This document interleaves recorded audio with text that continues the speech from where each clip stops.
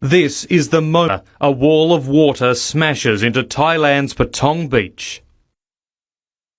In an instant, the tourist-packed foreshore simply disappears, the deluge carrying such force the tsunami doesn't stop at the shore. Pushing on, the streets are quickly engulfed. That's a car being carried along. Nothing and no one could escape the water. Caught in its surging path, people tried desperately to hang on, but many simply could not, washed away by the torrent.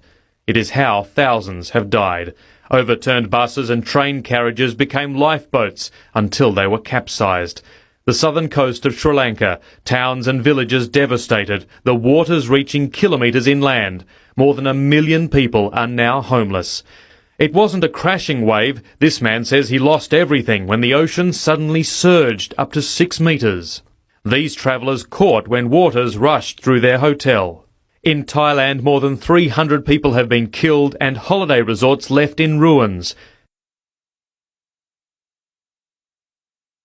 In Phuket, people scatter in fear as the waves keep rearing up, but the damage had already been done. The sheer force of the water tossing boats and vehicles.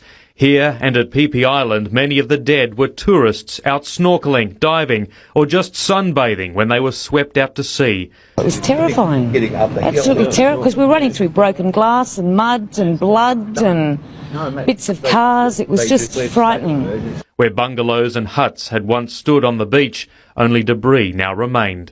Shattered holiday spots became makeshift hospitals and holiday makers stretcher bearers as they tried to get the worst injured evacuated.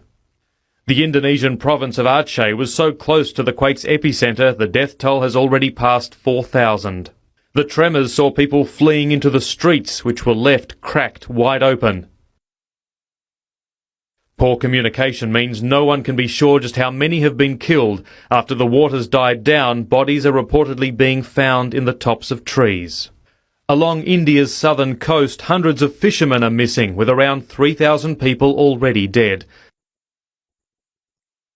Scores of bodies have been washing up on the beaches. There is a desperate search for anyone who may have survived. Most have not.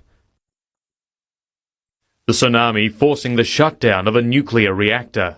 Casualties are fewer in the Maldives, but the low-lying islands have been left inundated. The capital has been completely flooded. Many areas have simply had to be abandoned.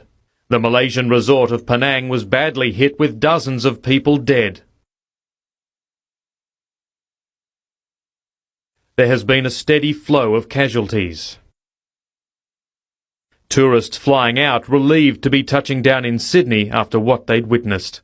We saw the first tsunami, so we saw a big wave coming over, it broke across the beach. Just lots of boats and houses falling into the water and a few waves coming in, yeah. They may have escaped the devastation, but so many have not. And with so much destroyed, so many essential services gone, for them surviving the water is only the beginning. Paul Kadak, 7 News.